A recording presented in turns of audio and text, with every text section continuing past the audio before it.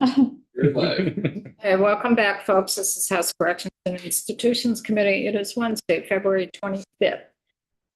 During the lunchtime, I got word from Senate Transportation, both from their committee assistant, as well as the chair of Senate Transportation, that they did vote out the miscellaneous DMV bill that includes our language on H549, which is the non-driver ID card, as well as what DMV wanted for driver's license owners for those folks who are incarcerated.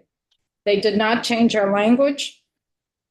And so we have gone through H549. We accepted that language as drafted last week. It was draft 4.1 dated on February 19th. So I would entertain So moved.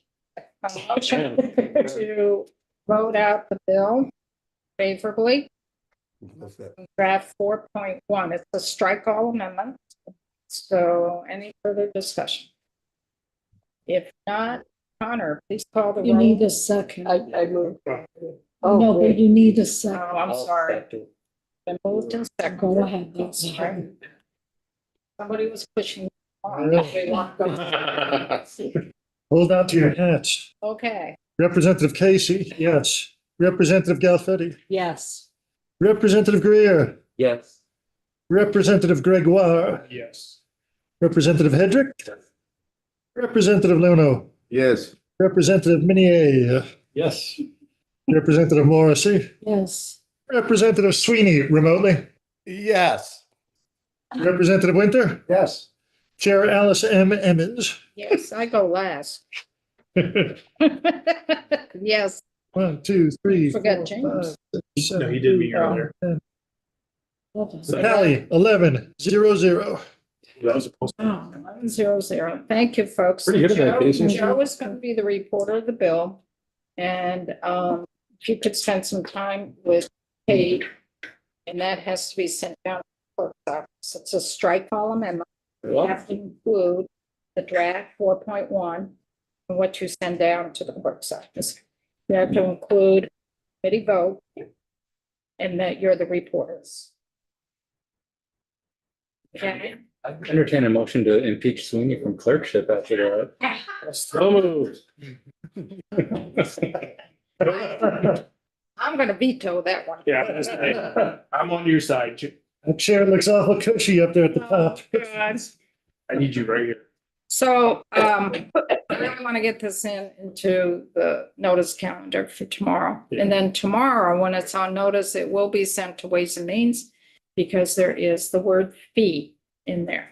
And then how does that, And you have to go and talk about the fee to Ways and Means. So you should talk to Nancy Prescott at DMV because they pay for this. It's been in the works since 2016, 17. It's been a long time that they pick up the cost.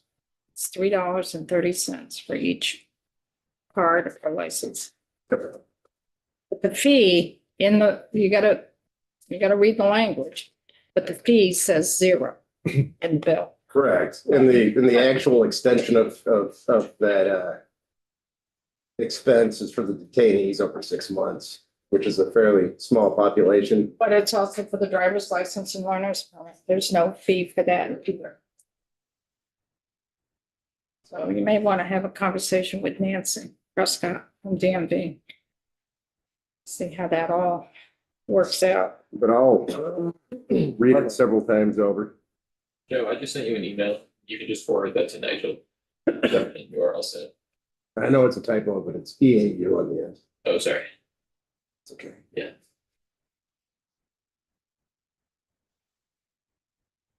Okay, I've got to get this text out to the chair of Ways and Means. Thank you, Tate.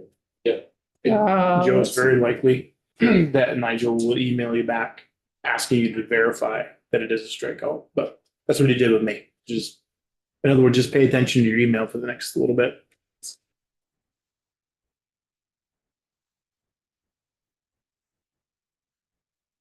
Um,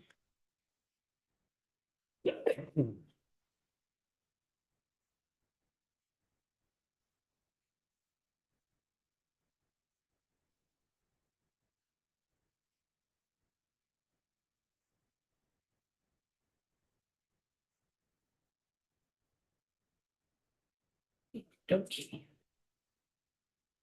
So we got that done. Thank you, Judge, for having some patience with us.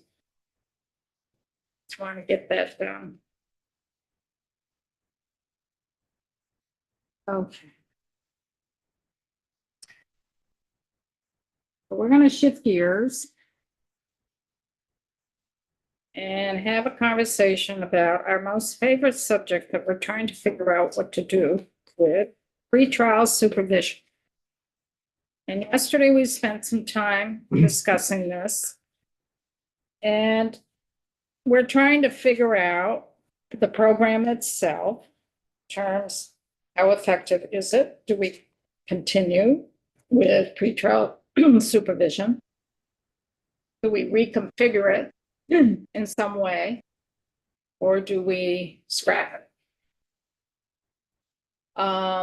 And then it sort of has also opened up the conversation about the accountability docket and rolling out the accountability docket in other parts of the state. And could staff at our field offices for our P&P folks be, for that 1 day a week, in theory, that the accountability docket would be up in other courts outside of Chittenden County? Could a P&P person be sitting there in the courtroom that day to help folks access services in the community? So we got a lot of moving pieces here, and I do want to take it step by step, but I do want to hear from Judge Zoning about the pretrial supervision program. We're trying to decide whether to keep it in place, reconfigure it, or scrap it. And then I'd like to have some conversation about the accountability docket from the judge to hear what the thinking is there. So welcome. Thank you. Tom Zonay, Chief Superior Judge. As to the three choices, that is a policy decision by the legislature. Thanks a lot. Give us some thoughts.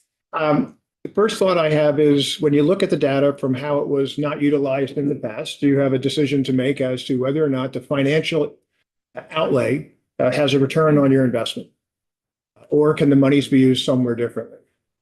I know that you're looking at it in some ways because now we have this pilot docket taking place in Chittenden, and it goes in other counties. And so there's a natural tendency, I think, to look at the pretrial supervision and say, well, maybe it's being displaced by that. And that's true. I think that that's one way to look at it. But the other way to look at it is if we didn't have the pilot docket and you were looking at a program that cost several $100,000 and had such minimal utilization, would you, do you believe as a committee and the legislature that this is the time to spend the money to expand that program?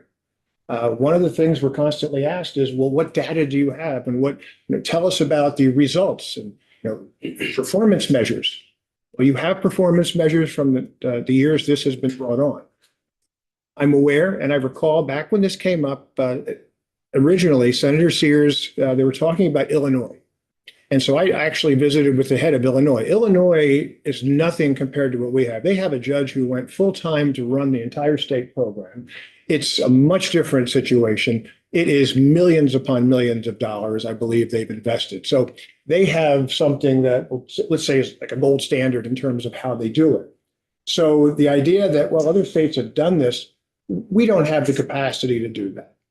And the legislature came up with a program that had an idea that we want to help certain individuals get the assistance they need and monitor them for public safety, essentially, and to make sure they appear. It underutilized, and you understand what it cost. And so now when we're looking at going forward, the question I have is, does the judiciary believe that it's been something that we've been able to use as a valuable tool in our toolbox? No, I have to acknowledge that. And I would contrast that with when we come in here and I say, give us the tool back of work crew. I say that because we were meeting on it yesterday, that we will let you know when something is missing that we really need. Mm-hmm. Do the state's attorneys believe this is critical for their position on public safety? Does the defense believe this is critical? And if those entities are all saying something different, well, that's one thing. If they're all saying the same thing, that's different. And so you have as you're looking at it, I just suggest that we look at what's the goal of it.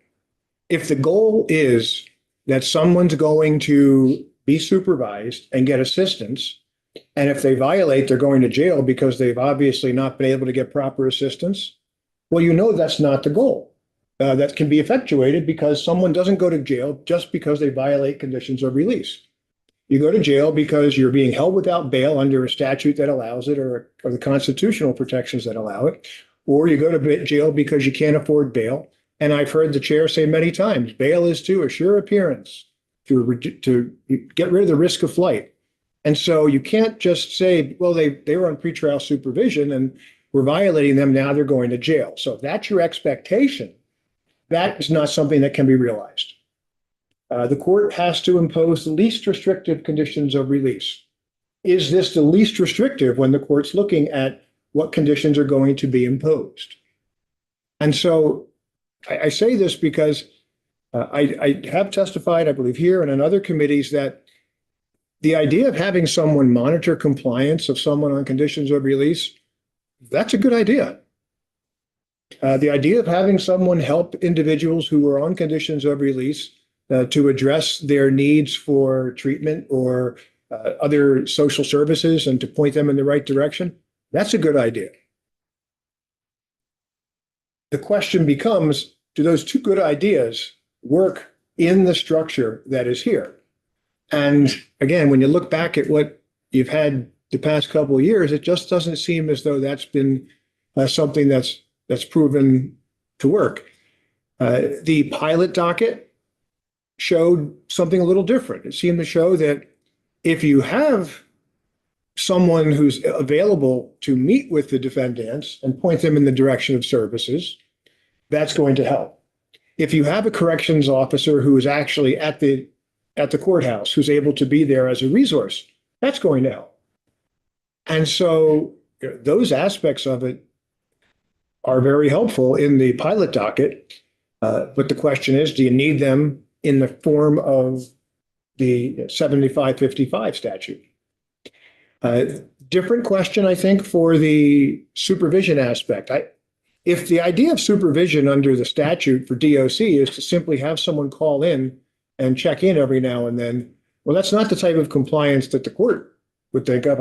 I'm looking more at if somebody has a curfew, you stop, if they have a curfew till 8 o'clock, you stop over at 8:15, 9 o'clock, whatever it is, you stop over and see, are they violating? Are they doing that? If you hear information that someone might have had contact with someone they're not supposed to, you go out and investigate that. Some law enforcement agencies have actually done that in the past. I can't speak to how that's been done in a while, but years ago, I know state police in Rutland and Rutland City Police would do that sometimes. They'd go out and check curfews. And I know because I was the judge sitting there and we get violations of conditions coming in. But people learned, they're going to check up on it. And so, again, I understand the dilemma. And I think you do, this is not a situation where you're starting from scratch. You have a track record to look at. And unless something, even if you assume that the change in the qualifications, getting rid of the 5+ or violations of conditions, again, you have to keep in mind, the court has to impose the least restrictive conditions. So for someone with that many conditions, I think you can see your way through to saying, yes, it makes sense. This is the least restrictive because they've not been successful in other aspects. But for someone who just comes in on their first appearance, that might not be as easy a step, if you will, for the court to make that conclusion. Okay, we're going to impose this right away. Thanks so much, Judge. Part of the problem I'm seeing is I'm not hearing consensus with the parties who are weighing in on this. Some folks think it'll improve public safety, which are very well might in some cases. Others are looking more as a way to keep people out of prison and clear up the backlog and everything. So I think I'm struggling with that personally. The other thing we're hearing is a lot of people are saying pretrial supervision and accountability court in the same breath.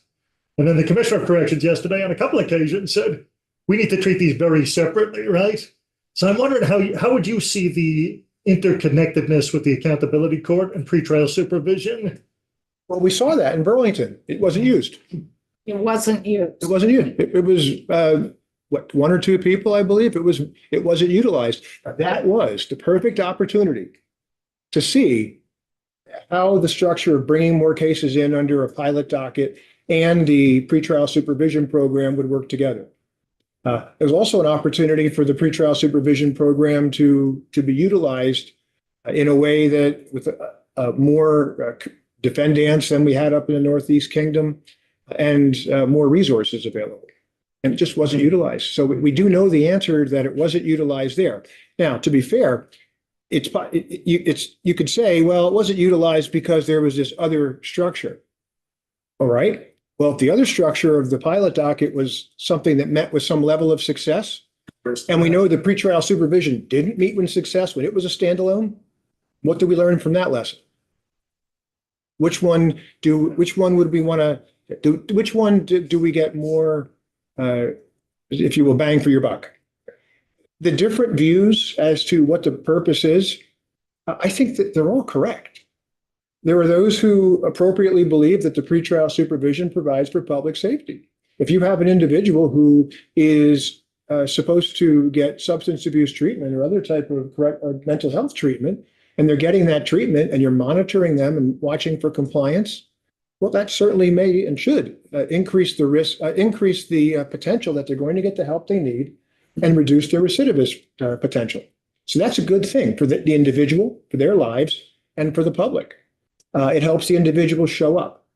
I'm sure other witnesses have talked about the fact that a number of these people who are in the 5+ and other categories, they just need a nudge to get to court. Make sure you're going to show up. Now, are there ones who you can nudge, you can cajole, you can try to work with who are going to continue their behaviors? Yes. And they have to be dealt with differently. But when you're looking at it, it is a program that by its very language is designed to get resources, to help people get resources, the pretrial supervision to connect people there and to monitor. And so, again, I think each of those can be correct. Sure. Thanks so much. Other questions? So I'm hearing pretty clearly from you, Judge. We heard pretty clearly from the Defender General yesterday that the pretrial supervision program, we're really not getting, for what we're investing in it, we're not getting the results that we really should. Well, I will leave that conclusion to the committee, but That's what you're seeing. what I'm seeing is very low numbers, and whatever the cost is, you have to decide as a legislative body, is that something that we believe is a good investment? Again, the court isn't utilizing it that much. And so it's not something that I can say, for instance, with home detention.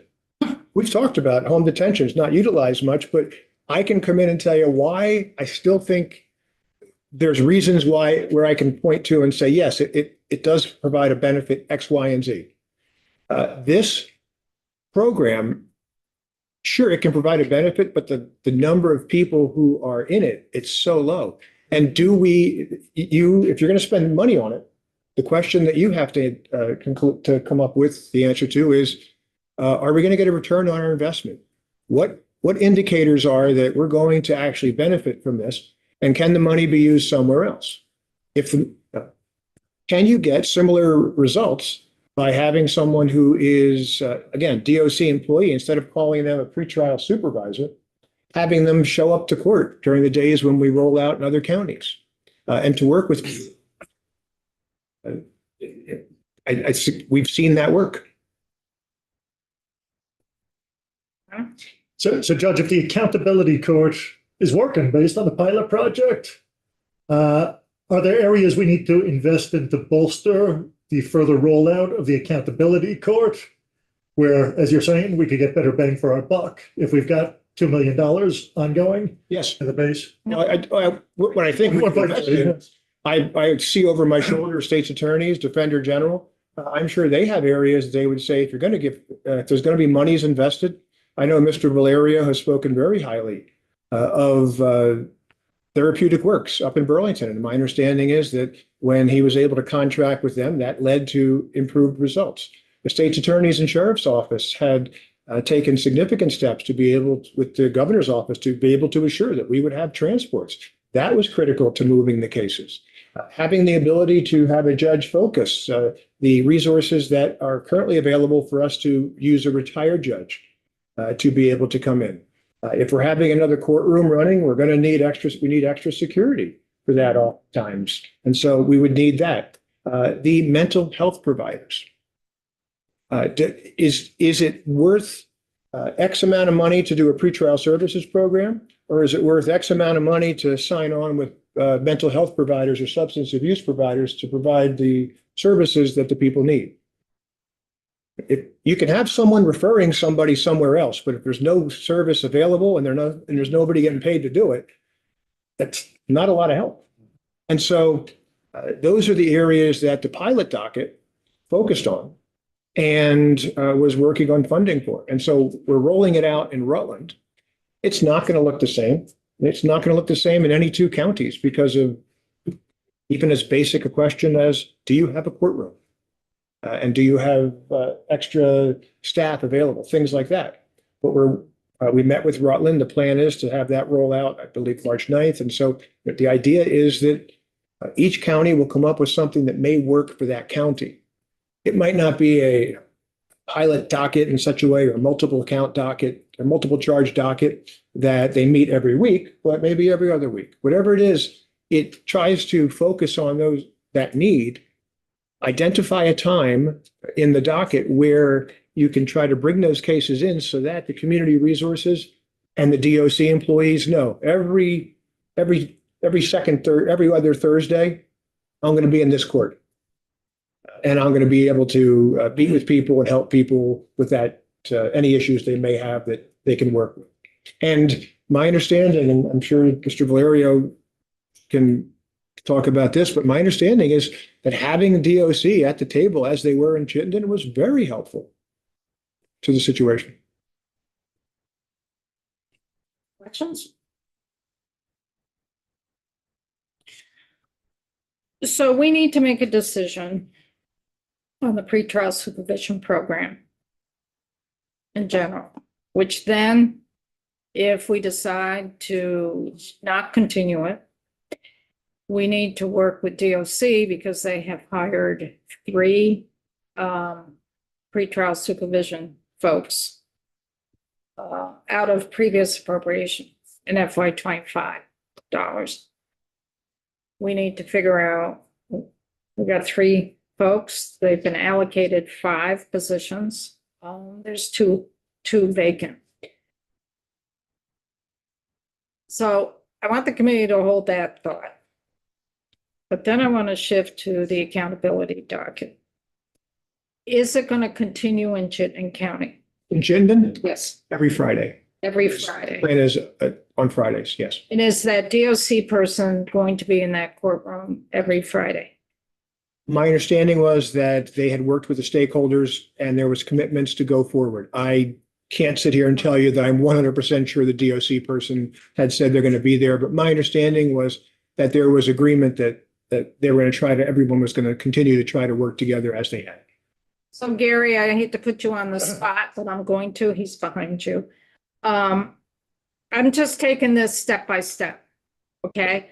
So that's going to be occurring, the accountability docket, 1 day a week in Chittenden County. Has there been discussions with DOC about having a DOC PMP person there in the courtroom that 1 day a week? Hi, Gary Marble, Deputy Director of Field Services. My understanding is the same as the judges. And That's the that was plan. that there would be? Yeah, that's my understanding that that's the plan. I don't know if we've committed to that, but that's my understanding is that that's what we're doing currently and we have no reason to stop.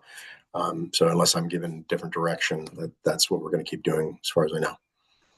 Because we've heard that that's very, very fruitful and very helpful. The rollout, Judge, and it's the same thinking. And I'm going to ask, and Gary, keep your ears open here. It's the same thinking that there would be a PMP person in that Yes, courtroom for that day. yes. Is that your understanding as well, Gary? Have you heard that on DOC Some- said, Rutland? Yeah, similarly, I don't know if we've committed to it, and I think it's going to depend on, again, numbers and things of that nature. But as far as I'm aware, the model that's worked in Burlington has worked well, and we would try to replicate that. Now, things could change that would cause us to pivot, but again, as far as I'm aware, that's what we're doing. Going back to like what was mentioned about what the commissioner was saying, I think the emphasis he was placing was that, pretrial is currently in statute. So we're obligated by statute to have a pretrial officer for the places where it's up and running, whereas accountability court isn't. So I think that's why he wants to be really clear that, that's what we're definitely going to do. The accountability court's still sort of developing, and how it's going to develop around the state is we've yet to get confirmation on that. So I don't think we want to commit to 100% what we're going to do there until we know clear what that's going to look like from county to county and statewide. Yeah, that makes sense. And we're trying to figure out ourselves the rollout of the accountability docket and how that plays in with your 5 positions in PMP at this point. Not even Right. thinking of the 7 that's being proposed in the budget. Right. Seven So months. far, it's definitely made sense. I mean, it certainly made sense because of the overlap. And, I presume it will make sense if the model continues as it does, as it has in Burlington.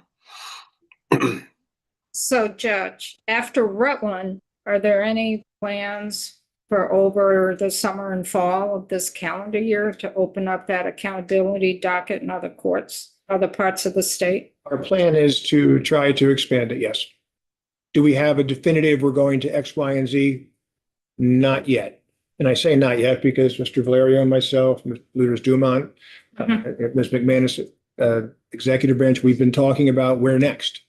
Because we want to try to build on the momentum and address courts, address counties where we have the greatest potential, if you will, to meet with success. Chittenden had the most resources, availability. Rutland has similar resources in terms of our ability to capitalize on those. And so the next question is, where else do we have that to try to build? And it also, it's the local bar and the local courts have a say in this too. It's what can you do? We can't go in and just tell the courts, okay, you're going to do the attorneys, you're going to do X, Y, and Z. They're in different courts. They're doing a lot of different work. And so we have to recognize that our ability to move forward with the docket like this depends on a lot of moving parts and the collaboration, because it takes a group to build it. It only takes one person to tear it down. So we want to keep everyone on board. So can you expand this accountability docket throughout the state without legislation? Can you just do Yes. that internally? Absolutely. So your testimony has helped, at least for me, to clarify how to move forward. I don't know if it clarifies other folks in the committee in terms of how to move forward. I feel clarified as I well. feel very clarified, but I'm not going to make the decision for the committee. James? I mean, I thought honestly, I'm not that this isn't helpful to any degree, but like 2 weeks ago, we pretty much unanimously said we were going to scrap this. And I don't think anybody's moved on that. Well, we've got to take the temperature. Yeah, I have it. I'm right there with you. I mean, my bigger concern is where we're going from here. What are we gonna do at the accountability court? A docket. The what do you call it, Judge? Accountability. Multiple charge docket, but I've gotten used to others calling it accountability court, but I can take I either. get your point about accountability too, so just didn't want to call it the wrong thing, but you know what I mean. Absolutely. So the key piece to rolling out the accountability docket for the most success, and that could be the most success for the workload within the courts, and the most success for the person, the defendant, to be successful, is that there is a DOC person in that courtroom when that docket is being taken up. For purposes of DOC's involvement, yes, that's a key piece. Obviously, the key pieces are the resources to have people there who have the ability to is there someone there from the mental health area, the substance abuse area, social services, whatever it may be, but DOC is an absolute key piece. And what specific role, particularly in the Chittenden pilot project, did DOC play? Did that DOC person play? What was the specific role that that person played? My understanding was DOC had the ability not only to have connections for facilitating resources, they had information. And one of the other things that they had was if someone was going and receiving treatment, DOC had the ability to go back and say, okay, this person might be pleading out. They're going to come into DOC and here's what they're doing. Is that going to meet our needs for correctional supervision in DOC for treatment? Is this program okay? Is that okay? Because many times when an individual is going to plead guilty and they're engaged in treatment, if they go into court, they don't know, is DOC going to accept my treatment provider or is this going to work for DOC? DOC was able to give that kind of assurance and that information. I understand. And again, facilitate things in a way that having them there was helpful. What's the sentence going to look like? What does it look like for furloughs, whatever it may be? Now, I have no doubt that Mr. Valerio or Ms. McManus would have additional specific areas that DOC benefited up there, but those were the ones that, when I was told, they kind of were highlighted to me. Just to expand a little bit more on my position. So, I mean, I think that, and we can straw poll, but the most of the committee doesn't see the value in this expanding staff for this pretrial supervision. And I don't feel a personal responsibility to find some other expense because we identified this one as having no value. I mean, that's not something we need to do. We could just say, this isn't a great idea. This is, the money can There's more. just go up here in approach and they can figure something out for it. Well, we'll come in with some recommendations. So the question is, in terms of right now, there's 5 positions that have been approved for DOC for pretrial supervision. Okay, 3 are filled, 2 are not. So you're saying the next accountability court that's going to be rolled out is in Rutland, and it would be really helpful to have a DOC person there in the courtroom. Yes. We all get that. Right. So then let's take it a step further. The person is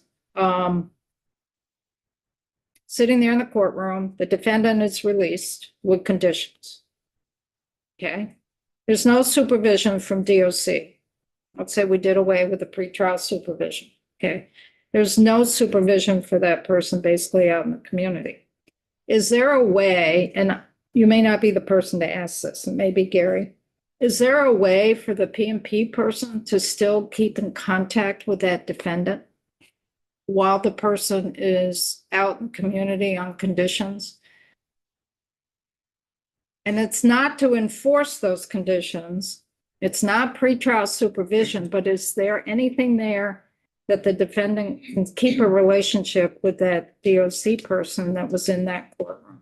That's up to DOC.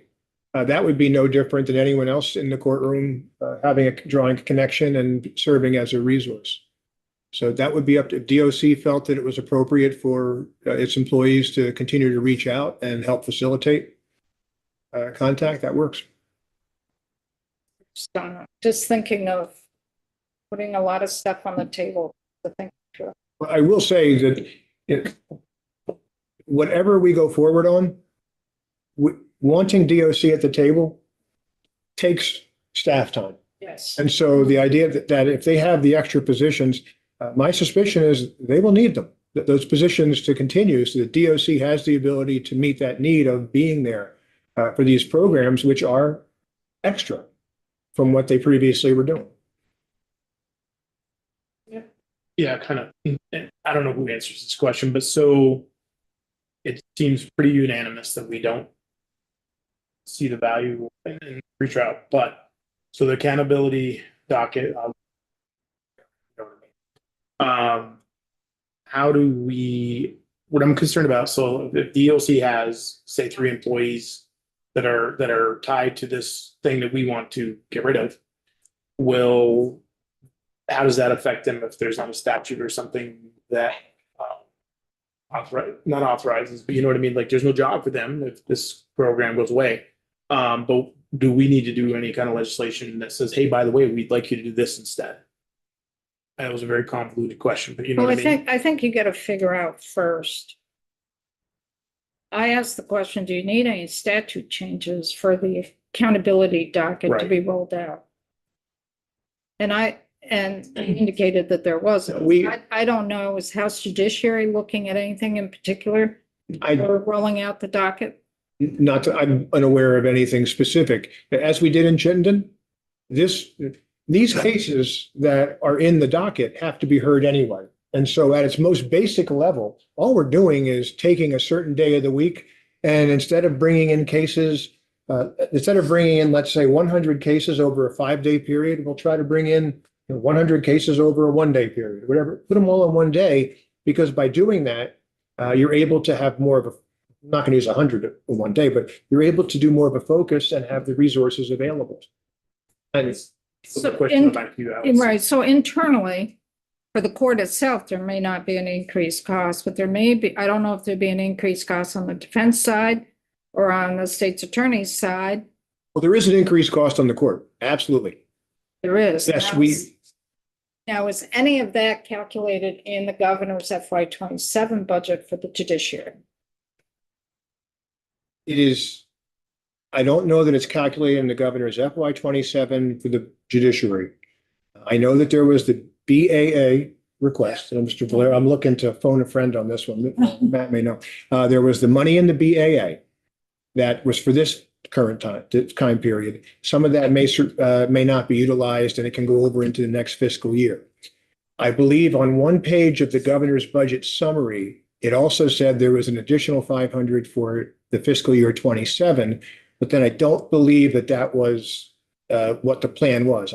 I think it was more of a BAA adjustment this year and potentially next year, but the second aspect of that for 27, that's a question for the executive branch. I'm not exactly sure. What I'm trying to figure out is how we can work with DOC in making sure they have the staff when the accountability docket gets rolled out statewide. That's what I'm trying to connect. And I know what money we've got in the pretrial supervision piece, which is a lot for staff. We've got 2 vacancies right now out of 5. Those 2 vacancies could be filled, and one could be for Rutland County. And then the other one could be whenever the next accountability docket opens up. And then we would do language that position would be to sit in on the accountability docket. But that's not going to take that person's full time. That was yes, exactly. I want the committee to be very clear. Please don't hear me to be saying that anything being rolled out will be 5 days a week like Chittenden. That's probably the one thing I can tell you will not happen. For sure, that in any of the new counties coming up, we will not have 5 days. Right now, Rutland is working on trying to have 2 a week, 1.5 a week, something like that. So the other counties will not be the full time like that. So if there are individuals in DOC who are there for the pilot docket in court, there's going to be an opportunity for them to go and do other work outside of it. Right. And that's what we're trying to balance. And if we take that road, then we'll have to do language to indicate that. I think it's a question for Gary. Gary, I'm wondering what the 5 position titles are as it stands, and if they're different from existing probation and parole officers. And I guess if you think you would have the flexibility within those job descriptions to move them around without necessarily having legislation dictating it. I threw a lot at you, sorry. Thank you. Sure. So the positions are essentially classified as probation parole positions, but we're titling them as pretrial officers in the 2 counties where that's active. Part of the reason for that is so that we have some flexibility. And we didn't want to end up in a situation where if somebody's moved to that position, they would lose. There's all kinds of things that go along with classification, like bargaining unit and all that sort of stuff. So it gets very complicated if you have a separate position. Also, when the positions, the project for which that position is allocated is still on a pilot. But going to what we were talking about essentially is like we're going to do what it says in the statute we're obligated to do, and what our executive branch has directed us to do. We were directed to engage in the accountability court. I know of no commitment that we've been told of that we would do that, but I could say if we're ordered to do it, and if we are seeing a statute where accountability court is part of our obligations, we would of course follow that. So they're classified as P&P officers. They're not classified as pretrial supervision officers, correct? That's done more Right. internally on your end, to designate the workload of your staff. But the person that got hired is classified as a P&P officer that could be used for other situations within the field office. Right. Yeah. You get into issues with, I know that breaking that out was going to cause all kinds of concerns about what bargaining unit and all that sort of, there's implications when you create a new position as far as RIF rights and all that. So what we do sometimes is we'll have a working title, and that's what your job is, but how you're classified, it could be different. And that's my understanding of how we've done this one. That's what I've seen from the paperwork in HR. Right. So to this question, I'm on page 6 of 529, beginning of line 8. This gives us the ability to terminate the program because it's contingent on funding. Could we add something to the end of that section? So the end of line 12 that states termination of this program shall not result in the loss of any positions that were created to serve this program. Well, this is where we need legislation.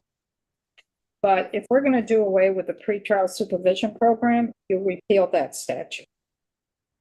You repeal it, Okay. and then you would structure those positions. So there's 5 positions right now. And then you would structure those positions. Like the one person they hired in Chittenden County is obvious that you could use that position to be in the courtroom that day, the week, for the accountability doc. The question then is you got 2 people up, one in Newport, one in St. Jay, that if we repeal the program, their duty will not be for pretrial supervision, but they would be incorporated, I would assume, within the P&P office there for regular work. So that takes care of those 3. The remaining 2 vacancies of the original 5, one we could say should be for Rutland. And then the second one for the next county where the accountability docket opens up. That's how you take care, in my simple world, that's how you would take care of those 5 positions. So I don't know if that would be workable, but that's what you would do. James and then Joe. So that's to my original question that Connor asked me better than I do. Do we have to do legislation for that, or does they take? We do. Okay, that's all. Because they're there, the 5 positions, what DOC's understanding, it's not in terms of their classification, in terms of the get job classification. Mhm. But in terms of DOC knowing what those positions are to be used for, that would have to be designated somewhere. Thank you. Or would the legislation just say this is the department's responsibility, and it gives them leadway and flexibility of who they put in the court that day? Yeah. Right. Right, but Right. those 2 positions that are vacant, the intent would be that they would be filled in the area where the next accountability docket is rolled out. So that's really where they're needed. Right. That next position is needed in Right. Rutland. If we want them to sit in the court. But from an accounting perspective, if there was a 1-day-a-week accountability court, say in Rutland County, the allocation for that would be 1/5 of the FTE or maybe 1/4. That's It's too rigid. That's correct. And then that was my question in terms, is there other places that that person could be used in the P&P office? And that kind of was what I was thinking. If there's conditions that the court placed on the person, is there a way to put that communication between the defendant and that particular DOC person? I think it's safe to say the focus of the court is to make sure we have someone there. And if DOC says that it is part of that team and it's going to be sending someone to wherever we are in the state, I'm perfectly fine if DOC decides we're going to hire them wherever, and we think we can handle this out of our Rutland office with what we already have. To me, the more important thing is the commitment and where DOC wants to put people. If they want to put someone in Rutland, great, but if not, what I wouldn't want to see happen is DOC hiring with an expectation that we're going to do a pilot docket somewhere and it doesn't work out quite as well as we'd hope to go into a certain docket. We want to make sure that DOC is, okay, we're going to work with you wherever we can in the state. And so if they want to hire somebody in Rutland, great. If they want to hire somebody in Windsor County who can hit St. Jay, go down to Brattleboro and come across to Rutland, or up to Montpelier, or Barry, that's up to them as far as they want to do. But again, our focus is just the commitment to make sure someone's there if they can continue to do that. Right, and what we're trying, I get that. And what we're trying to balance out is right now, we know in previous legislation, when we set up the pretrial supervision, there were 5 slots that DOC could fill for pretrial supervision. Three of those have been filled. 2 are still vacant. The governor has proposed in FY27, 7 more P&P officers to be spread out throughout all the rest of the field offices to implement pretrial supervision. So if we repeal pretrial supervision, do we need those 7 other positions? I will not weigh in on that. So we're trying to figure out. I think we heard Gary say yesterday that it would be difficult for different members of his team to be traveling an hour or 2 to other sites to be really effective. And I hope I said that correctly as to what Gary That's correct if there was accountability courts or pretrial supervision, but we're not going to have accountability courts in all 14 counties. Right, I understand. So that's where we got to weigh where the accountability court's going to be rolled out. If our goal is to have a DOC person in that courtroom during that accountability docket. That's how do you roll that out court side and roll out the positions in DOC at the same time. Matt, you had your hand up. I think there are a couple of things going on here where there maybe is a misapprehension about what DOC did in this docket in Burlington and what was important about it. What was important about it is they were there as a resource to say, first of all, we got someone coming in, they've agreed to sign the releases, to do the treatments that they want to do. We want to do whatever this sentence is. And the idea is that as long as this person is doing the treatment, this person's not going to go to jail. And they do their treatment, it's successful, maybe their case gets dismissed, maybe whatever it is. DOC was there to say, yeah, if you do that, that person's not going to see a jail. They're not supervising anybody. They're there as a resource to talk about how we structure these sentences and what's going to happen next to this person, so that you got DOC in the room, you got the defender in the room, you got the prosecutor in the room. We all agree with, and the defendant is there. And then we had in Burlington, the social worker and clinicians who were working for our office on behalf of those clients, so that everybody was in the room to know what was going to happen to this person if we do this thing. It wasn't all about supervising anything. Coordinating. Right. It was just about understanding that this is the plan for this person.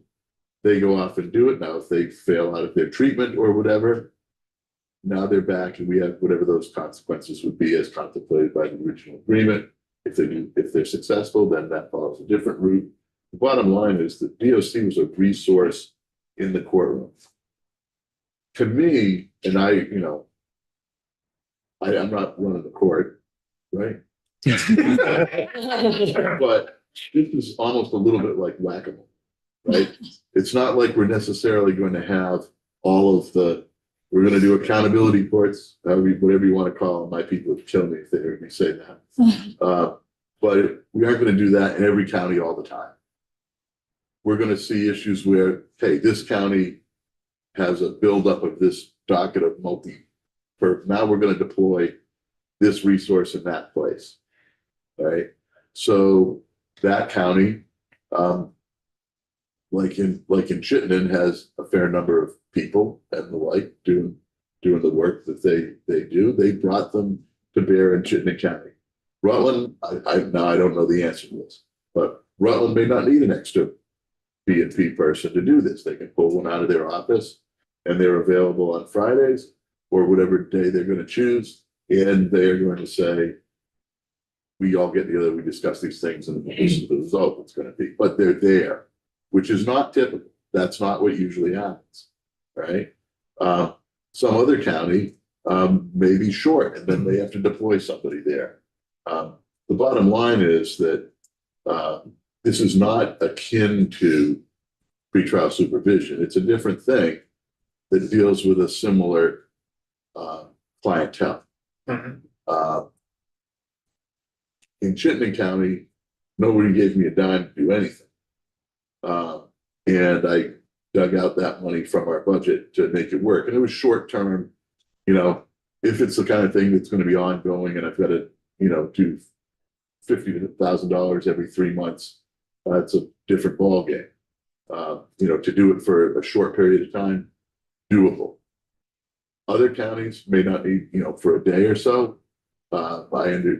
Rutland is going to look a little different than Burlington did because I understand there was a grant available with the Rutland Mental Health that our people are comfortable with and that would satisfy what I spent 50 grand on in Chittenden County. Now that may go away at some point, but for now, that's as it rolls out on March 9th, that's what's going to happen. Now that might be a totally different thing if we go to Bennington or Wyndham, which are some of the other counties we're thinking of, right? Correct. And so it's a little different. It's the ability to be flexible and deploy the resources that you need. I can see how the court is going to need security because they're going to have extra judge, and if they have the space, it's really just the support people for the judge going in there. In Rutland, I think you're going to not try to stop me when I'm wrong, but they're going to pull in a judge from the Superior Court Civil Division to assist with what's going on in the criminal division.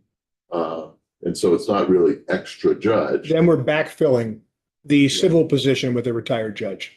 So we're not losing any days in the civil division. But that's a little different than what we're doing in Chittenden County. And the biggest difference, obviously, it's not 5 days a week, so it's easier to kind of move these chess pieces around. So with rolling out the accountability docket statewide, is that going to be ongoing or is it just sort of for the time being for maybe a few years and then we'll move away from that? Or is it going to be something that becomes ingrained in how we I think that folks? the recognition that all the stakeholders now have of the importance of time, space, and resources, and the changes you can make in the docket and the benefits you can bring to the defendants and the public by doing that are such that moving ahead, it might not look the same going forward forever and always, but I do think that those types of strategies are ones that I am hopeful will be ingrained in how we schedule and how we handle things in the future. Because if you look at case flow management and you're seeing something that seemed to work with case flow management and have results that were the type you were seeking, and even better than the results you might have been getting in the regular docket. That's something you want to put into your regular docket. And I do note, I'm supposed to be down 2 doors down at 2, so I Yeah, what's 5 of, apologize. yeah, I mean, this testimony is really, really helpful. What I know in terms of dealing with the accountability docket, the rollout is really judiciary's world more than ours. But I think we have to have a real understanding of how it's going to operate and how it rolls out in order to know what the impact is in DOC. Because I really appreciate in this conversation, and I've heard this over and over and over, it's a common thread. It's so important to have DOC at the table there in the court. And quite often DOC is never at the table until after the fact. And I think this is so important. And people are recognizing the value of DOC. And I'm trying to figure out how we can move forward with DOC continuing to be at the table in the courtroom as a resource. And also, I think it will help DOC in the long run because the person may eventually be under their supervision, either on probation or maybe on furlough or who knows what. And I'm just trying to figure out, and it's more conversations with you, Gary, and DOC, how we can accommodate this, how we can make it work in the DOC's part. I'm not convinced 12 positions is going to do it, is the right number. I don't know if there's enough flexibility in some of the different field offices that they may not need to hire someone. And then some other field offices, they might need to hire someone. So that's what I'm trying to balance out. I can offer that also. You have to take into account the economies of scale that you have in Burlington that you don't have elsewhere. We've always had an attempt and pretty regularly a court liaison in Burlington. And part of that's because when you have such a large office, there's flexibility in terms of, so if you've got 30 POs in an office, getting someone down to the court to cover and answer questions is a little bit easier than when you have 8. Right. So I think we would have to really analyze that and see what the need is and what the demand from us would be and figure it out from there. But I don't think we could commit to that until knowing what the picture was. Well, that, and to know what the picture is to know where the accountability docket's going to be opened up. Next, we know Rutland. So we know you got to look at your Rutland field office and see if can you absorb one person going into the courtroom one day every week and a half or every 2 weeks or not. If Bennington's the next county, you look at that field office and what can they absorb, or Windham County or Windsor County or Washington County, whatever it may be. And what we need to do is figure out the flexibility or the number of new positions that DOC is going to need. It may not be the full 12. It may be you fill your 2 and then give you another couple in the interim to see how many more courts open up between now and a year from now. So I will step away, but one thought. If DOC should have, I would imagine, an idea of right now.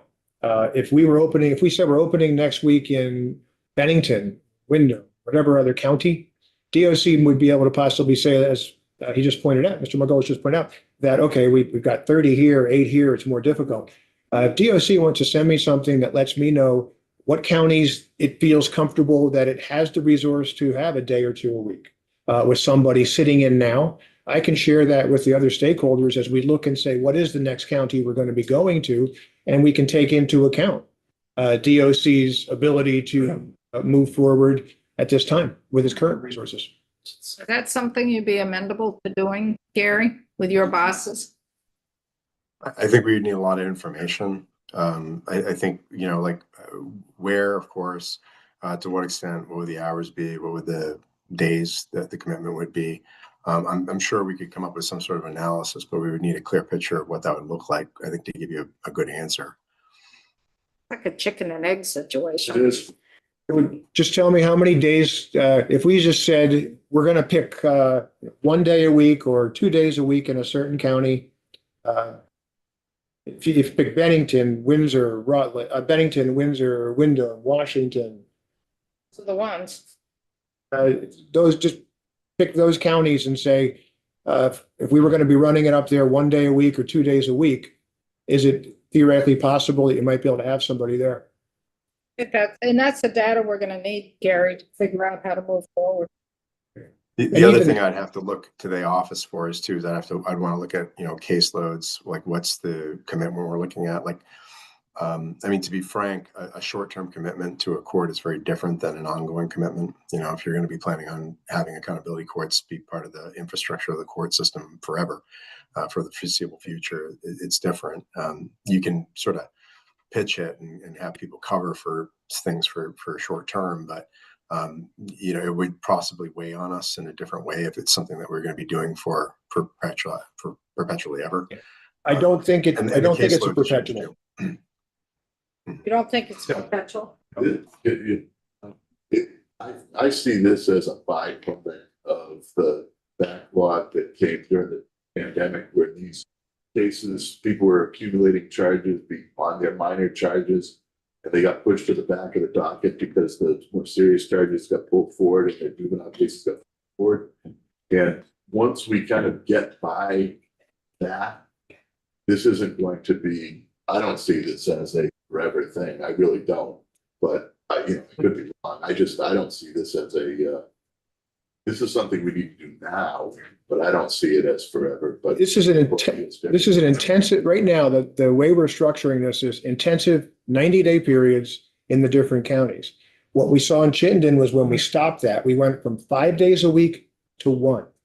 And so do I expect these other counties to go, do I expect Rutland to go from, let's say, 1.5 or 2 days a week and keep that going forever? No, 90 days. We're going to hopefully have some lesson where we can have some segment of the docket for scheduling to recognize the importance of maybe having the resources there, but it's not going to be that type of commitment to an ongoing pilot docket. But it will be using some of the lessons to continue with things that we can continue with best practices. But I agree with Matt. We're not, this is not something that people should be looking at and saying that we're going to be doing 2 days a week on an accountability or a pilot docket in Rutland for the next whatever years. That's not going to happen. So you're seeing the rollout in Rutland be a 90-day process, just like it was in Chittenden, and then you reassess, then it might go down to 1 day every 3 weeks or Correct. something like that. And then you'd roll it out into another county, again, it's a 90-day. And even in Chittenden, they're telling me now, we don't need 5 days a You week. need 1 day. They got rid of a ton of dockets in 3 months. And the stakeholders have a seat at the table, not just as far as how much time is necessary, but what day of the week. That was a discussion in the Rutland meetings we've had this week about, well, what day? What about this day? Well, these attorneys. And so DOC at the table? on Yes. that one? they were, I believe. They're a partner. We include them. You, after 2 appointments, you've got to. Thank you. Thank Did you give a warning? Yeah, he does. Thank you. He's good. Nobody's good. If you have any additional questions, please don't hesitate to let me know. Well, Thank thank you. Your testimony was very helpful. I Judge. appreciate it, Judge. Good luck down there. Thank you. Another me. So Just keep an eye. you got to keep an eye on it.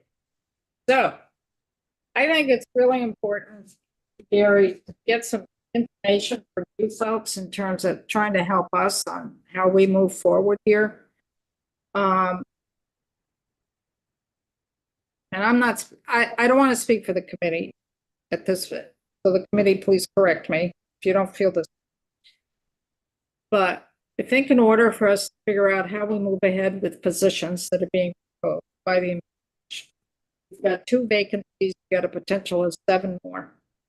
We need to know how the department is planning on staffing the Rutland accountability docket for the next 3 months, 3.5 months.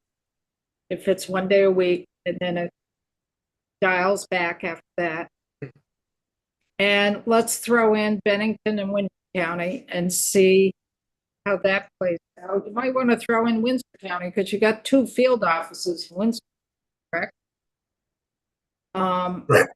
And Sure, how just that sure. plays out, if, say, Bennington is the next one and it rolls out, who knows when, say, June or May, that rolls out for the next 90 days. What does that do to your internal operations within the field? It really depends on the office and it depends on the demand, the number of that's- cases. I mean, for that's what example, I'm like Trying to Benning, get at. right. That's what I'm Like- trying to get at. Yeah, and I can't answer that right now. Like, for example, this morning I ran the caseload numbers and Bennington looks very high, which means they have a different profile in terms of the Right. resources than Burlington. So that's the information we need. So if you could do that over the next few days so that we could have that, some of that background to figure out what we do with these positions. Because we don't want to cut you guys short. We want to make sure you have the resources, but we just don't want to give a carte blanche and say, okay, you get all of these positions. At least that's where I'm coming from. Right. I want Well, to I wanna target be- it to those offices that you really need it. I want to be clear that I don't know that we've made any commitments specifically to roll out positions for accountability. My understanding is that the positions that we've committed to, which are in statute, are for pretrial. So if we're talking about accountability courts and staffing those, it's a very different conversation. And I don't know if I can answer that. I think that needs to be negotiated. And I think it's going to take longer to sort that out. And we negotiate need it to have a between clear who? ask. Negotiate Well, it I think we'd between. have to look at all the things I'm talking about. I think we need to look at what the ask actually is. I think we need to know what the caseload numbers currently are, what the number of staff we have are. I mean, there's a lot of details into that, but I also don't know that we've been given direction to do that for the accountability courts divorced from pretrial. My understanding was that what we did with Burlington was specific to Burlington for a few reasons. One, because pretrial was operating in Burlington, accountability court made sense for that office and that court to have that individual there. I don't know of any commitments that I can speak to about if we were pivoting to something totally different. So Gary, we're not asking you to make a commitment. What Chair and the committee is asking is for your feedback on what your capacity is if these things happen. AKA, if the accountability court went to Bennington County, what is your ability to staff that? If we were, if that was expected of you, the hypothetical. So we know whether or not we have to say, hey, they need more people or they can handle it. We're asking you for, if these things happen, can we handle it? Not telling you to do anything. We're not asking, they're not saying the governor told you to do anything, none of that. We're like, if these things happen, would you be able to deal with them? That's what, not right now either. We're asking you to look into it with your stations, what are they called? Positions. Would you be able to do that? If that order came down. Are we talking about a 1 day a week court? Are we Yes. talking about Yes. a 90-day obligation? Are we It would talking? be- What I just asked the judge, for those accountability dockets, like in Rutland right now, the plan is 1 day a week for 90 days, and it's going to start March 9th. So supposedly DOC was at the table when they talked about this. So if there's a DOC person in the courtroom from your field office for the next 90 days, from March until June, 1 day a week, what pressure does that put on your office for that? Then if they roll it out to Bennington, say a few months from now, for 90 days there in Bennington, they may need 2 days a week for that. We don't know. What would be the pressure on your office down in Bennington? That's the data, that's the information we need. And we're not seeing it with the pretrial supervision staff. We're going to deal with that. We're going to deal with that. That's something totally different. So that's why we need that information from you folks. That makes sense? It does. I don't know how quickly we can get that, to be honest. Well, I don't know what we would need to look at. You got some time. I mean, today's Wednesday. Next week, we're not here. I'm assuming by Tuesday, when we come back after town meeting break, you'd have some information, unless you can get it to us by Friday of this. You've got some time to work through this, I would think. Yeah, I worry we're being a little too prescriptive here, because here's like, we don't know. Accountability court, pretrial supervision, at the end of the day, these are P&P positions, right?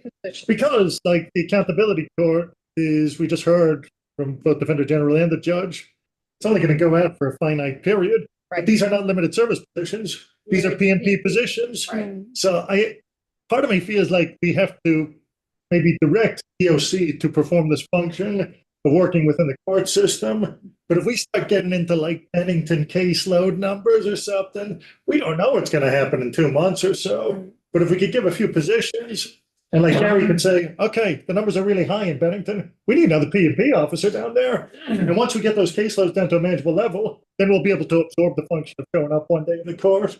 But I think it's going to be really hard for Gary to plan out, just with so many question marks here. Yeah, I appreciate that, Representative. I think we're talking really hypothetical still. And that's the challenge I'm having is figuring out exactly, like there's some different numbers being brought up, and there's some kind of hypothetical situations of what the rollout would look like. I think we would need really clear picture to be able to answer that question with any certainty. And so, that's the kind of thing I think we'd need in writing. Right. It seems so obvious I wasn't going to ask it, but there's no way that this works digitally, right? With somebody zooming into the courtroom, I assume they have to actually physically be there to do this work. And I'm talking now specifically about the accountability court, not the pretrial supervision.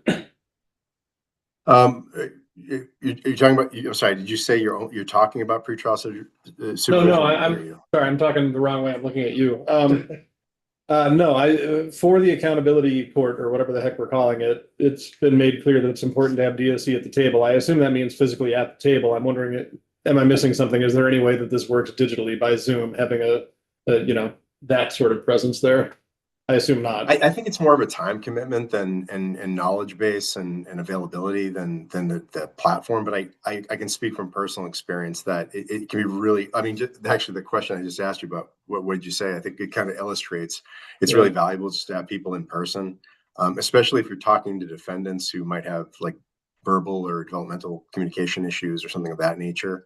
I do think there's something valuable in having someone present for these sort of discussions. Yep. So what is before us as a committee? I'm only trying to get to the positions because we need to make a recommend for approval. 5 positions were already approved. 2 are vacant. Governor has proposed an additional 200,000 to the 1.3 million that's there for 7 more positions. PMPs. We have to make a decision. Do we go forward and say, yes, we support 7 more positions in our PMP offices to a tune of, we don't know what the total number would be, if it's the 1.5 million or not.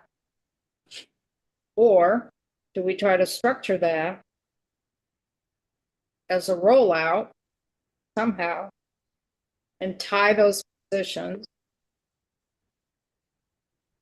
to the temporary accountability docket, knowing that it may not be that actual person that gets hired that sits in the courtroom, but you have the skills somewhere else currently on staff, but by hiring that new person frees that previous staff person time. I'm just trying to figure this out. Connor and then Mary and then Joe. Here's what I do. You've been involved in it, being from PSDA. Well, yeah, here's what I would do. Too many question marks right now. But I would keep the 5 positions. You might need some discussions with VSEA on what you do with them, but keep it flexible and define very clearly what we want DOC's role to be in the accountability court rollout. They're responsible for that. 5 positions, should get them going. But if not, that's what budget adjustment's for. We've got another pot of money.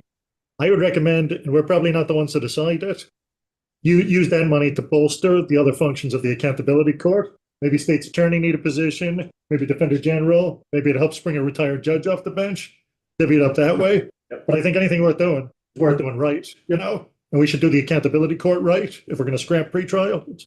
That's where I'm going. Yeah, and I, Mary and then Thank you, John. Connie. that was gonna be part of what I was saying, but I also think I heard Gary say yesterday that if they were only needed in the accountability courts, they could be used there, but then you could use them in your areas you're being hired from, correct? The additional person being hired. Sorry, I couldn't hear what you're saying, ma'am. I thought yesterday you indicated in some testimony that depending upon if it was pre-trial or the accountability courts, that you could use that same person to, when they needed to do the accountability courts, they could do that, but then you would have work for them to do within your agency for P and P. Okay, yeah. Well, yeah, so I want to be very clear because it's super specific. That's what made sense in Burlington. That I don't know that I don't think we can commit to that without seeing clearly what the picture would be ahead of time. What I was explaining yesterday was that when we have a position for whatever task, say, for example, we had pretrial and we only end up with a few individuals on it, that person's going to be used for something that we feel to be of value or that we're obligated to do, or both. So we're not going to have one officer in an office with 5 people or however many, while others are, monitoring 45, right? So we would want to make sure that that's equitably distributed. Well, I agree with every syllable that Connor just uttered, Yes. without exception. But to go beyond the 5 existing positions, only 3 of which are filled currently, it's a solution looking for a problem. There's no need for it. That's why I kept asking, where are we going here? Because That's, we have to recommend to approve. So yeah, it would be Sean 5, existing 5. He's just saying. and Kevin? No, Sean says keep the existing Okay. 5. Even in my short time experience, haven't we authorized or gone through appropriations, recommended to appropriations, 5 positions, and they only fill 3? So that's not a problem if we give them the authorization to fill the 5, but they only need the 3 and they only find 3 or 4. As long as we've given them the authorization to the max, then they manage that. No? Isn't that the way we can write legislation? Say, you can go up to 5. You got 2 right now, you're looking for a 3rd. As the accountability docket rolls out, you may get 3, 4, up to 5, but, The 5 is already there. It's already, well, they said 12, I thought. well, the governor is proposing an additional 7 Right. on top of those 5. That's where you get into the additional 2,000. So what I'm hearing is we keep it at the current 5. And then we redirect the balance of that 1 point. Well, it's 1.5, but it's really 2.1 because there's a one-time of 660,000 hasn't been expended yet. You redirect that to court to defend general. That's what I'm hearing. Not Connor, James. I could call something wrong for a change. Gary, please don't laugh at me. This is going to sound like a very simplistic question. With 5, you already have 3 of them on staff, right? 2 and 1 coming on board out of the 5. We have 2. Okay. We have 1 in each office where our pretrial is operational. The plan was to operationalize the pretrial in St. Johnsbury. So that's why we hired that position. We haven't done that yet. We may repeal pretrial supervision. So then what happens to those Well, 2? That's the second part of my question. The part that might sound dumb is, so we repeal pretrial and you still have your 5. Don't laugh at me. It's going to get bad. Are you, do you have enough work for these people without having pretrial? Like there's we- legitimate caseloads, et cetera. Oh, yeah, we could absolutely find Okay. work. Like I was saying yesterday, I mean, the caseloads are creeping up. It was If we were to have technically- those positions, we could always use positions. We're never going to say no to that. Yeah. But right now, those were meant for pretrial, so I don't know what the pivot would be, or the decision would be if pretrial got repealed. We'd have to figure that out. I mean, obviously you can work through that part, but I just want to, Mhm. as silly as the question seems, I just want to make sure that you do in fact have a need for these people.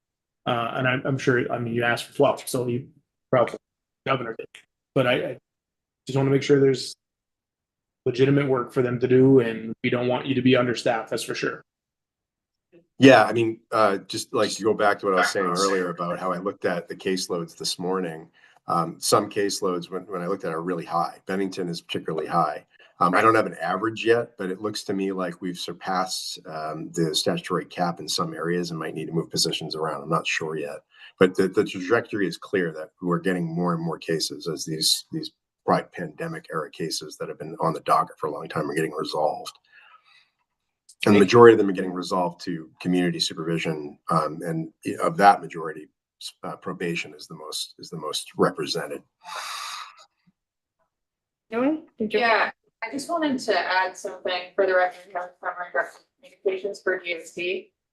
If the accountability court moved to an area where we didn't have an officer dedicated for that court, caseloads would still go up quite dramatically. I know that they did in Burlington where there were a number of individuals who were moved to probation. And I don't have those numbers off the top of my head, but I could find them. So it would still draw on resources considerably. That's why right. It's a resolution. The resolution of the cases, most of them resolve with us in the field services division. I think the vast minority of them were going into any kind of, I don't even honestly know if any of them resulted in incarceration. I know that the majority of them resulted in some form of community supervision. It's important having them keep the positions, because it's hard to hire someone saying this is only a short term, whatever. But if you can funnel them into the rest of the staff and what they need to do, that would be very important. So we're right back where we were. We have 5 positions that were already accounted for. Governor has proposed 7 more. We have to weigh in on that. And we were saying keep it at 5. Because we know we have 2 vacancies. The question, and I'm going to go back to it, what do we do with those 7? If you bump it up to 7, regardless if it's pretrial supervision or not, you're still at 1.5 million for those 7. Yeah, So who for the governor can tell us why he wanted 7 more positions? because they wanted to expand pretrial supervision. It's in statute that it needs It's to in be the statute. That's right. Statute needs to be statewide. So Contingent we on funding. contingent on funding. Contingent on pre-trial, and I think we're coming to the conclusion that we don't think that's where to continue, so.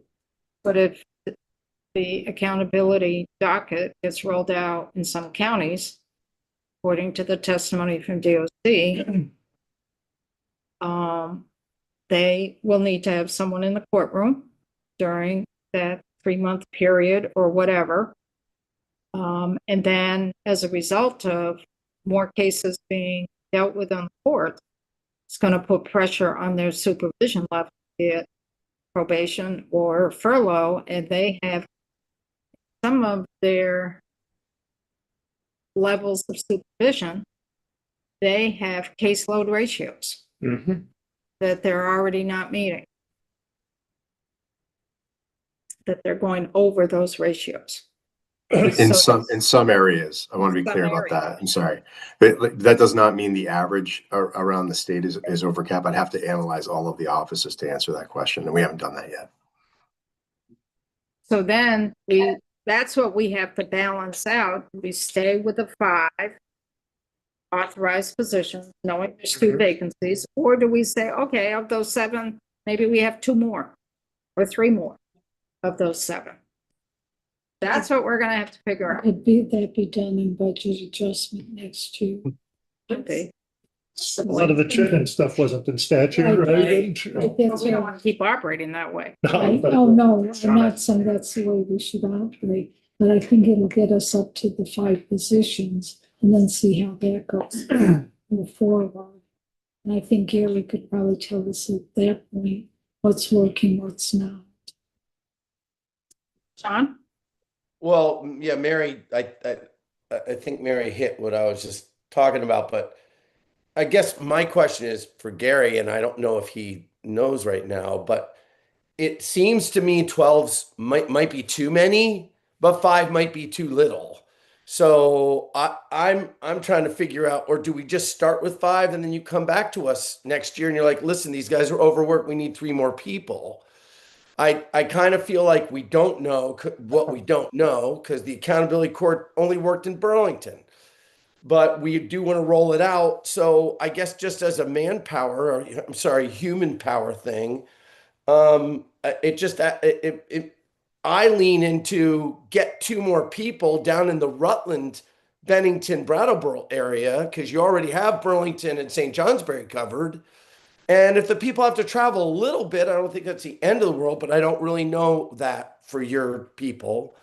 But I'm thinking like 5, maybe a couple more, but I'm just throwing that out there with what you just said, Marion and Alice. Brian? Oh, it's sort of an inchoate mess of an idea, but Join the club. yeah. But I was thinking about something that you pointed out, Chair, which is there's a certain amount, whatever it is, 1.3, 1.5 of continuing base funding. And there's some sort of amount of leftover one-time funding, essentially, right? 600 grand, whatever it is. Yep.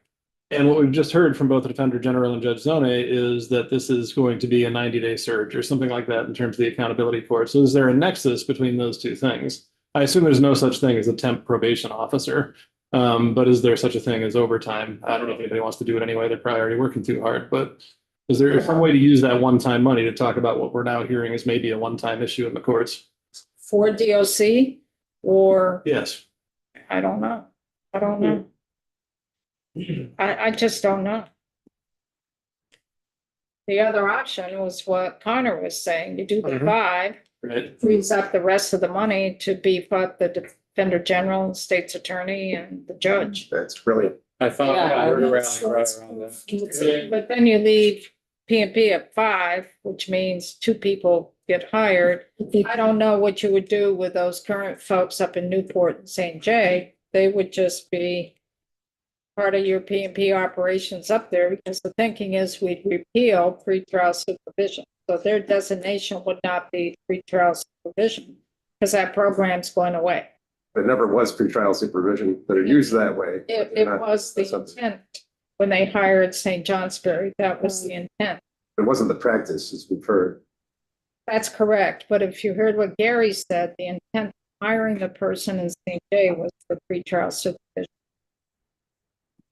So the question then becomes, what do we do with those 2 positions in Newport and St. Jay?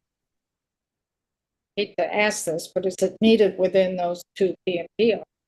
So we don't have the accountability docket there, and when we repeal pretrial supervision, the reason you hired them was because of pretrial. I hate to ask this question, but you had 2 people you brought on. What do you do? How do you deal with it?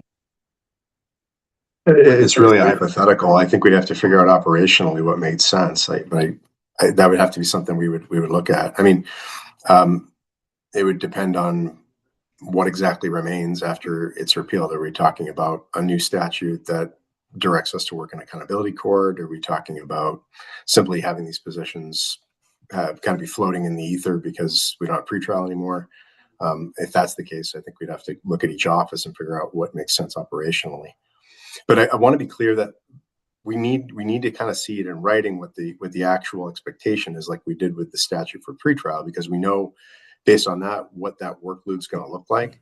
Like if you had, for example, if you had given us like the authority to go out and arrest people who are violating conditions of release, that would be a very different profile in terms of the workload than what we ended up with. So And that's just a good example of how the ask is being specific for what we're expected to do in a court.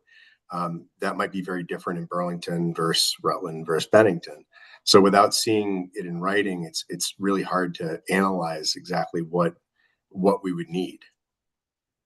And it's hard for us to put in definite language what you're going to need in that accountability docket, because we're not the drivers there. It is the judiciary. We know that Rutland is where they're looking at, and it's going to open up, that docket's going to start on March 9th. So I would hope that DOC with PMP knows what's going to happen there and knows what your availability is from your field office there. We've been in communication with the district manager there, and we have let him know this is coming, and the expectation is that he would coordinate. That's the current direction.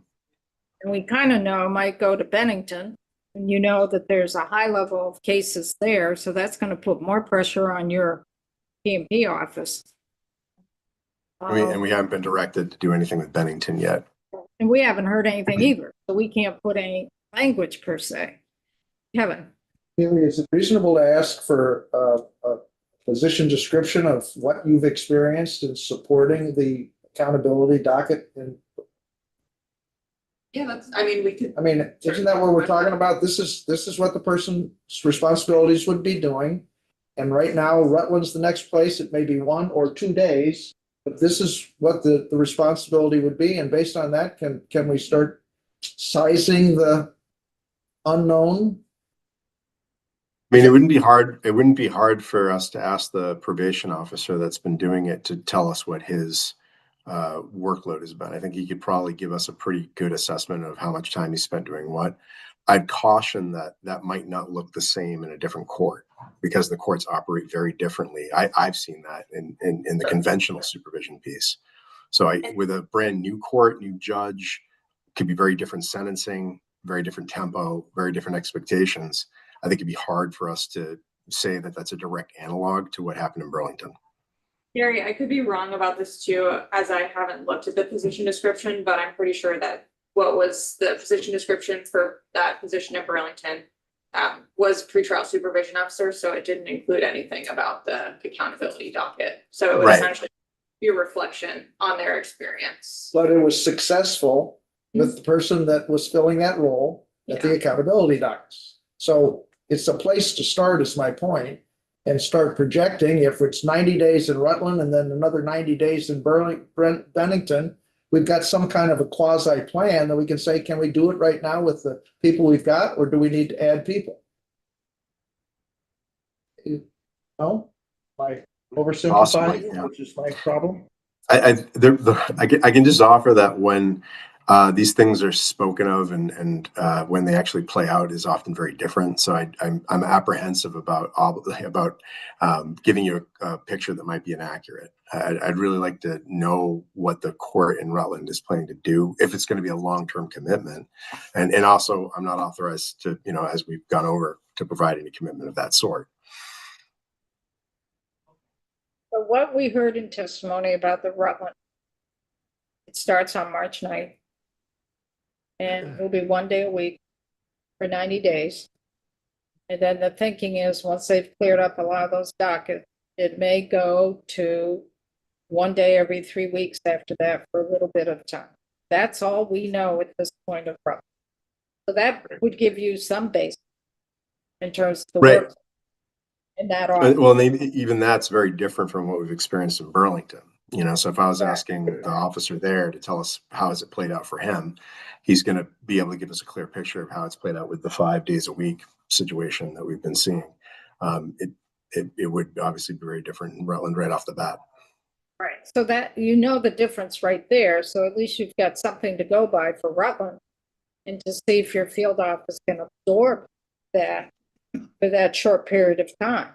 That's the other piece that's playing in my mind with these staff positions. They're not for 30 days or 90 days. I mean, this is a new person that's ongoing, and it's like that's where I'm having a little bit of pause. Because the accountability courts are not long-term. They're for a short period of time. But we're hiring a person for long-term. James. And that's a very good point, but that's why I asked Gary 20 minutes ago, at least, about whether or not there was enough work and cases. I know they do. I know the answer. But I asked that question on purpose because we know that they're not going to be full-time in court. But as we think about where we're going to go, we need to know, is there more cases and stuff that the caseload for them to be working? Gary said there was. Now, obviously, I kind of said more data of each facility, if you will, but seems like we're beating a horse to death here, and I don't think we're going to get any more answers out of DOC, and I don't blame you, by the way. I understand there's considerations and employment and all that good stuff. Connor gave us a great roadmap, again, 20 minutes ago, and I don't get this way very often, but I'm honestly frustrated that we're continuing to go in circles on something we're not going to get any more answers on. Make a motion, we go with Connor's plans. So I do want to take a break here and I do want to shift gears. I do want to talk about DOC and ICE detainees with the VA, with the FAP, and what the work that Troy and James and I did with trying to get to an MOU in that letter. We talked about that yesterday.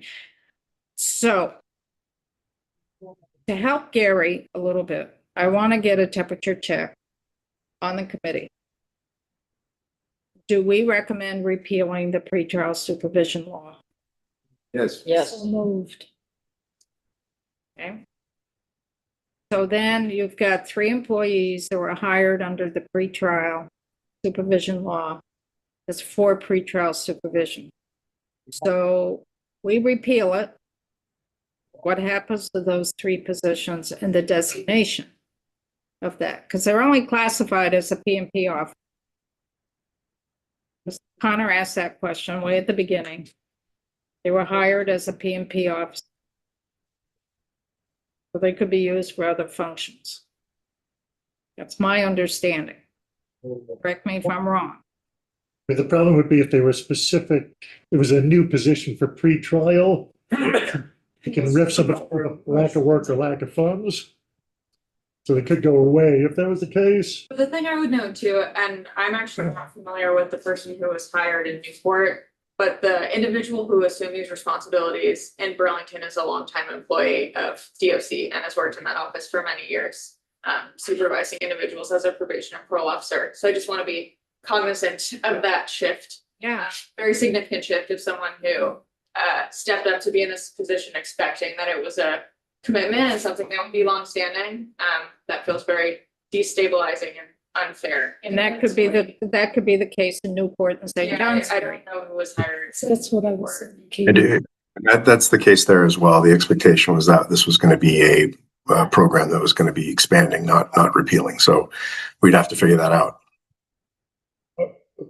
Are they currently, I thought I saw vacancies recently in P&P and the Barry office was the one, or how many vacancies are there just statewide for? I don't know off the top of my head. There is one in Barrie. I know that. I don't know the number off the top of my head. I don't know the number, but the percentage is around 7%. Okay. But these are individuals who have like worked in these offices for a while, so I don't think you're gonna want to move to Barrie or somewhere else. I think it's St. J. Barry's not too. We would want to hold them harmless so they weren't losing all their years and what they've acquired that they deserve. This is not an easy, you can say you want to repeal a statute, but you're impacting people's lives. And that's what I want to be sensitive to, figure out how to work through there. Can you do some thinking, Gary, in terms of those folks? You've got the feel that we really do want to repeal the pretrial supervision program. There's more flexibility in the Burlington office, I think, with the position. Maybe not. No? I mean, it's the same pretrial supervision. So you got 3 people that you've hired that, But Alice, don't we have to repeal if we're going along with what Connor said? we'd have to repeal it. So this isn't a if or and or what. You'd have to repeal it.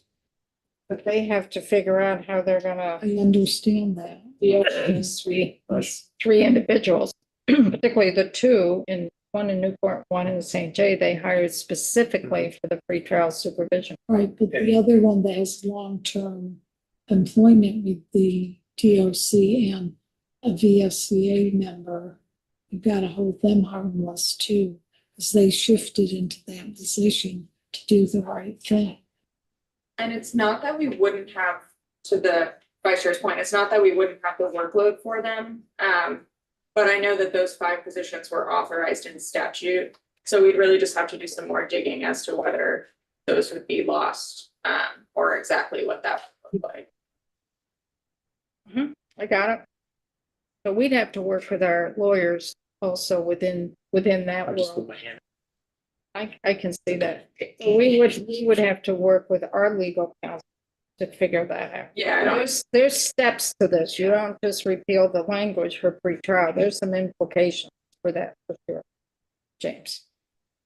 Do that, and that's why I started the conversation an hour ago by asking very specifically if there was statute stuff that we had to deal with. Because I think all of us, well, not all of us, most of us, some of us, maybe only 2 of us, who knows that we have to do something about that part, the statute part. But that's why I asked that way back, and we I don't know, I think we got way off track. That's the biggest question. Like, repeal, I think everybody agrees, but right or wrong. I mean, we could be very wrong on this. Repeal, everybody agrees. How do we deal with these people in the statutes from there? I realize that may be only my question, but it doesn't seem like it is. Well, you just mentioned it, Madam Chair, so it's.